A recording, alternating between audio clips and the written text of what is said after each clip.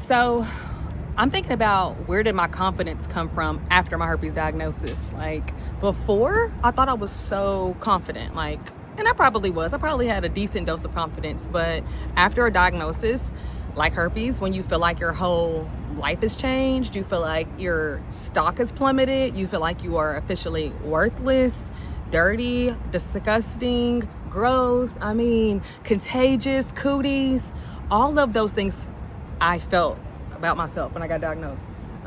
So where did the confidence, how did I get my confidence back, as in like, not feeling those ways about myself? Man, it took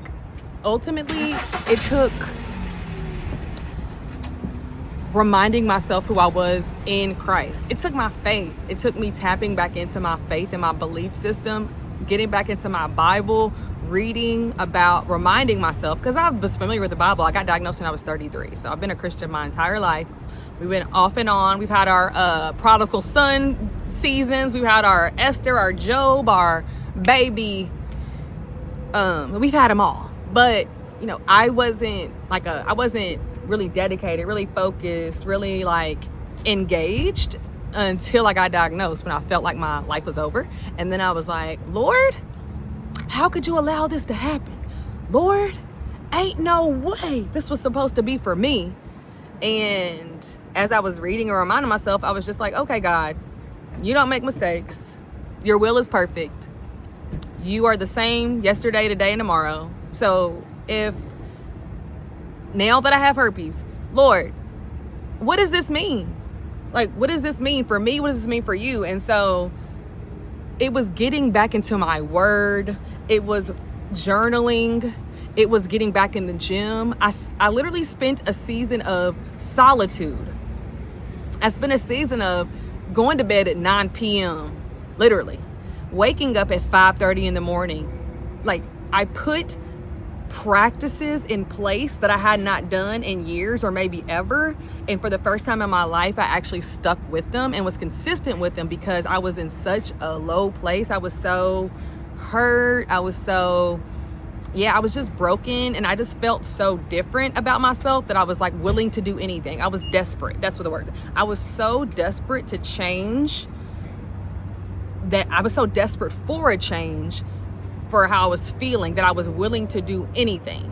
Like wake up at 5:30. Like, the devil is a lie. Y'all, I'm in here waiting for my food. Like waking up at 5:30 in the morning. Like journaling every day. Like reading a passage out of my devotional every day. Stuff that I had been wanting to do, talked about doing, maybe dibbled and dabbled in. I was actually consistent with it for days, for weeks, and even months. And somewhere along the line, in my consistency, in my repeating the habits, in saying affirmations, somewhere along the line, another thing that I was looking on Google for things to do. Of course, I was Googling all type of, like, I was YouTubing different YouTubers. I was trying to find other people who had herpes just to see how, what they were saying about it or whatever. But it was also like, over time, this weight started being lifted. I didn't feel the same way. And it wasn't anything like a lightning bolt struck and I woke up and I was different. It was a gradual, every single day process. But that process didn't even begin until I relinquished control of things. Like, I remember those first couple of years of being diagnosed back in 2018. So I got diagnosed in 2018 with HSV2. Being diagnosed with herpes, I was in denial about it I just didn't want to accept it. I didn't want to acknowledge it. I didn't want to, I just wanted to I didn't want to acknowledge it. I didn't want to agree with it. Now, is this upside down now? I can't tell. Lord? Okay, now here we go. Y'all gonna have to bear with me. I appreciate y'all, but I had to finally stop trying to ignore it in my mind. I had to acknowledge it, accept it, and be like, okay, this is what it is. Not only is this what it is, I can't just be sad or mad or depressed or insecure or lack confidence or self-esteem or self-love because of this. If I'm gonna feel bad and sad and embarrassed and kind of like a shell of myself or feel like a version of myself where I can't be all the way me. Like, it literally felt like a part of me was dying inside every single day. And then that's when I got to the point where I was like, oh, I can see how people take their life. I can see how people like get to a point to where it's just like, what is it all for? Because I was definitely to the point where I wanted to take someone else's life. And I was just like, oh no, girl, you having some real feeling. Like, you're having this is real. And so the first step was to be like, okay, I got it. It's not gonna kill me, thank God. It's not fatal. I'm asymptomatic, so it doesn't really impact, which means I don't have any herpes like outbreaks, or I don't have any symptoms associated with an outbreak. So it's like, Amber, it doesn't physically affect your life as far as the pain of an outbreak, the inconvenience, having to get the prescription if you take antivirals, having to put something topical in the area if you have a breakout. But I still felt so bad. I was still so mad, but it took me to just stop and just be so real with myself, to just give myself time. I had to forgive myself too, y'all. I would be talking so bad about myself. I'd be like, Amber, that's what you get. That's what you get because you didn't require him to show you test results. That's what you get because you said the next person you slept with, you was gonna make sure they showed you their test results, because I always did this thing where I wouldn't get tested until after I got done dealing with somebody.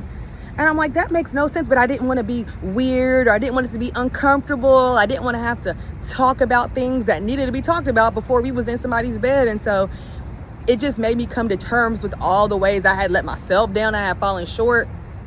So I had to forgive myself because I was talking so bad about myself, like I was to myself. And so I had to forgive myself. I'm going to try to put this here one more time. And if it falls off again, baby, I didn't bring my tripod. I had to forgive myself. I had to stop talking crazy to myself. I had to stop being mean to myself. I had to stop adding insult to injury and just surrender. One night I was at my house. I had just been crying because I was just so sad and mad. I ended up on my living room floor, bawling my eyes out, telling God with all sincerity in my heart, like, Lord, if you take this pain away, if you take this feeling of worthlessness away, Lord, okay, I'm good with it. I won't ask you to take it back. I won't woulda, coulda, shoulda. And I had to stand on business with that. And when I felt like something in my heart was really at a point to where I was meaning what I was saying. And so, boom, the Lord answered the prayer. And then that's when the work had to literally start. Acceptance will change everything. No matter what it is. It don't even got to be herpes. It can be something else. For so many people, it's a number of things. I had to accept my lip injury. My dog bit my lip off.